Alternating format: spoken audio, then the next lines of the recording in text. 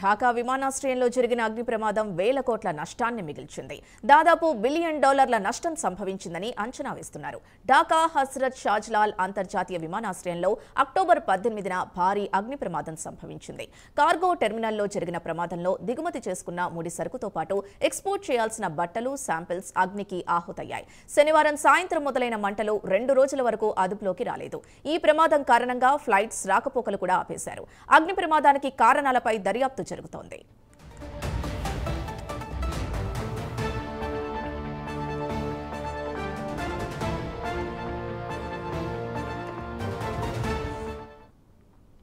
ప్రపంచంలోనే చైనా తర్వాత బంగ్లాదేశ్ రెండో అతిపెద్ద దుస్తుల ఎగుమతిదారు. వస్త్ర పరిశ్రమ ద్వారా దేశం 4 మిలియన్ల మంది ఉపాధి పొందుతున్నారు.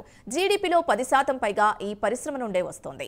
ఢాకా ఎయిర్పోర్ట్ నుండే అన్ని దేశాలకు దుస్తుల్ని ఎగుమతి చేస్తారు. ఈ అగ్ని ప్రమాదం వల్ల బంగ్లా వస్త్ర పరిశ్రమకు 8,000 కోట్లకు పైగా నష్టం జరిగుంటుందని అంచనాలున్నాయి.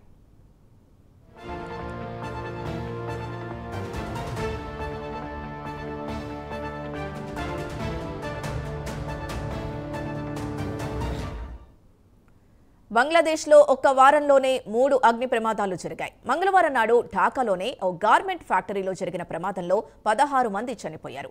గురువారం నాడు చిట్టగాంగ్లో జరిగిన ప్రమాదంలో గార్మెంట్ ఫ్యాక్టరీ తగలబడింది.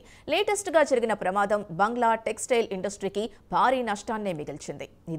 ఇది పలు అంతర్జాతీయ బ్రాండ్ బట్టల ఎగుమతిపై తీవ్ర ప్రభావం చూపనుంది.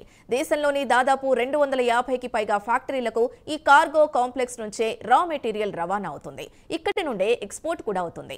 అయితే బంగ్లాలో జరుగుతున్న వరుస ప్రమాదాల వెనుక కుట్రకోణం ఉందనే అనుమానాలు కూడా వినిపిస్తున్నాయి.